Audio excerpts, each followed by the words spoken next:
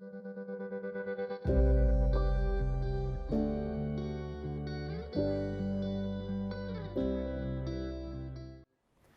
evening, and welcome to the Andy Harvey Indigenous Youth Media Workshop screening. I'm Aaron Nunn. And I'm Rainal Velarde. Thanks for tuning in. This week, we worked with NAZ Today and Northern Arizona University to put together a series of stories. Stories that will tell both local and Indigenous perspectives. Here's Kaya Jones with more on how to stay safe during fire season. We interviewed two people who have been involved in keeping our community safe from these wildfires that have affected our communities these past months. Here's Matt Switzer to give information on fire safety.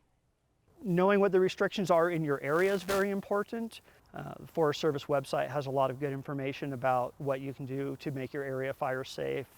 There's Firewise USA has a lot of great information too about how to keep a community safe from fires. And Josh Crane says, fire safety comes in many different forms. Clearing brush, shrubbery, low-hanging limbs, taking care of pine needles around their area. We usually suggest up to 30 feet from their home, so the incidence of a wildfire, there isn't as much fuel to burn when it comes close to their houses. With the resulting smoke from these fires, make sure you and your loved ones take various courses of action to stay safe. Make sure your filtration system's on, make sure that your windows are closed and your doors are closed, and just keeping any of that smoke from entering your residence would be a smart idea.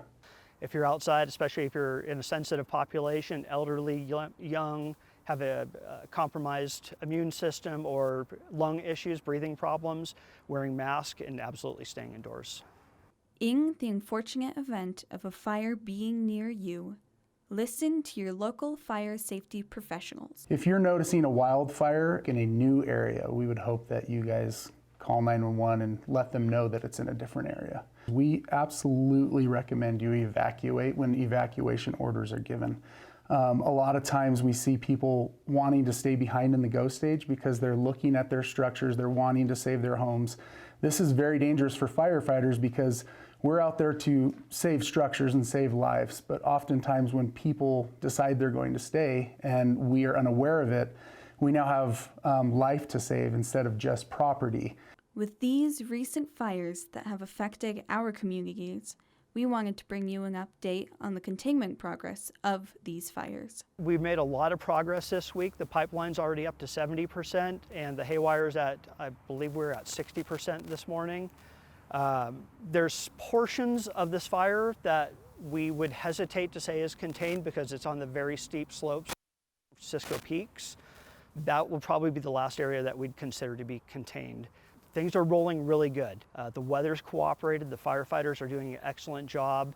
I would imagine it'll be fairly soon when we'll see this at 100% containment, which is our goal. With this information, we hope you and your community can stay safe from wildfires in the future.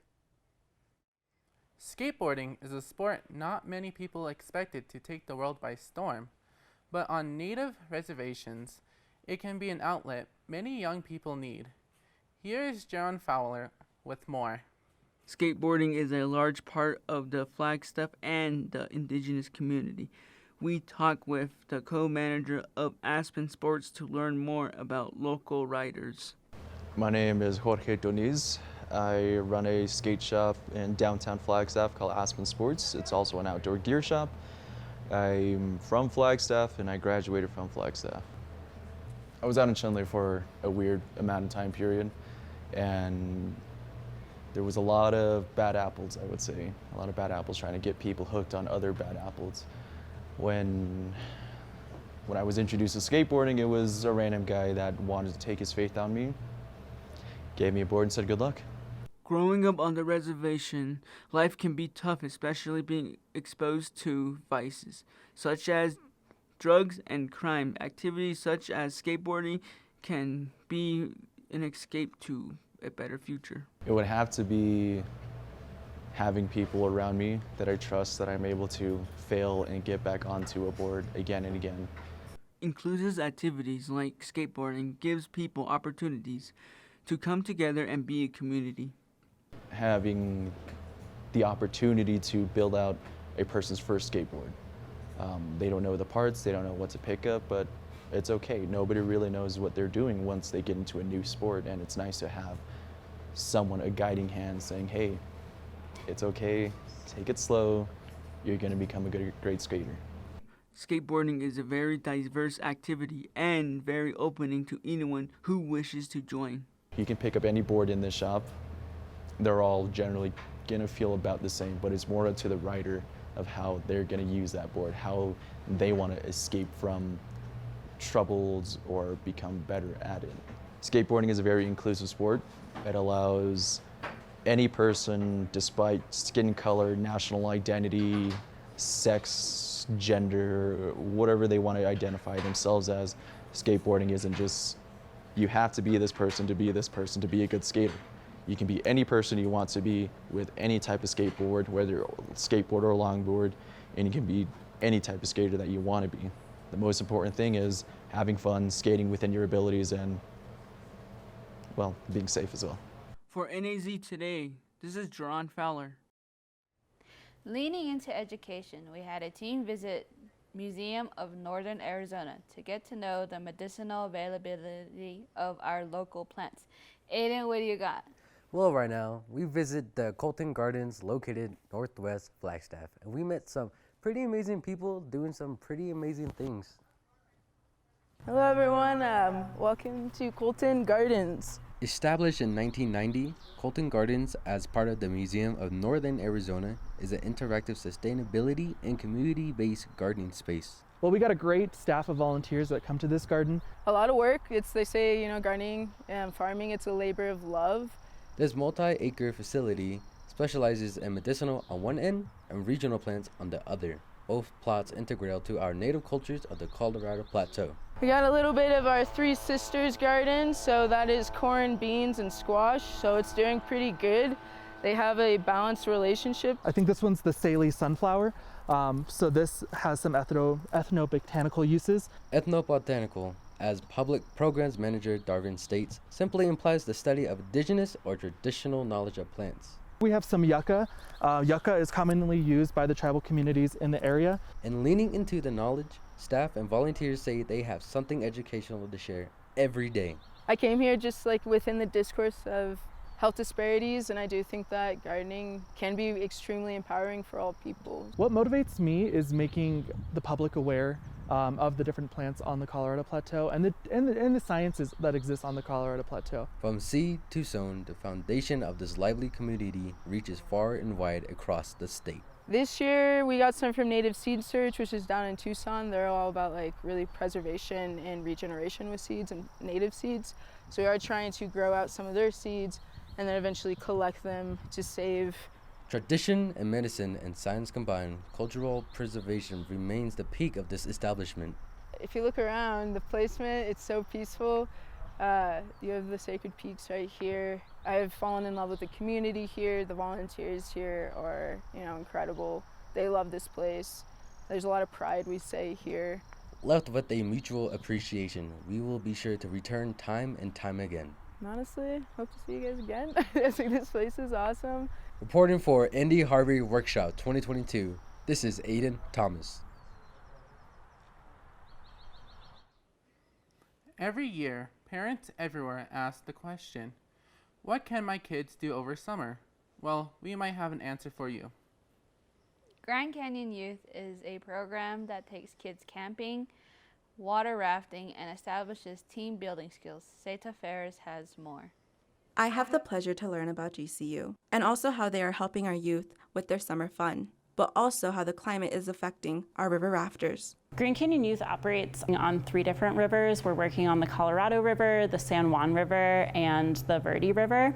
Our longest trip goes from Lee's Ferry to Diamond Creek, and that trip is about 16 days. The environment changes a lot. Sometimes they're an open canyon, other times there's really steep canyon walls. River riders are learning to adapt to the changing climate. Alex explains how river guides must adapt as well. The most obvious difficulty with the climate change that's been happening is water levels. which have been getting lower, and especially the water levels in the dams. There's always that uncertainty of how much longer will we have rivers, how much longer will these places that we love be as they are right now. And so that's really sad to see. The exhibition design manager taught me a new word to add to my terminology. This word describes the volume of water's rate of speed. River guides really want to know how fast the water is moving, because then that tells you how long it'll take you to get downstream, how much work you have to put in, like if you have to really be rowing hard or if you can kind of relax a little bit more, how deep it's going to be in certain sections. Water, being an important necessity to all living organisms, it must be protected. This is Seta Ferris with NAZ Today News in Flagstaff. From Flint, Michigan to Standing Rock, underrepresented groups continue to be at risk for unfiltered water. Here is Kiana Marks with more on a water filtration bus operated in the Loop area. Mark Sorensen is the principal and CEO of the Star School. Sorensen states there are ways to bridge both native and Western knowledge. Well, the project that I'm talking about today is the water filtration project. The filtration system would effectively filter out arsenic from the water. It's done through something called nanofiltration. The water that comes out is fine to drink. Sorensen describes that the water that is rejected is used for other purposes. We want to demonstrate how there is a way in which people can have clean water, to give people a chance to decide if this is for them.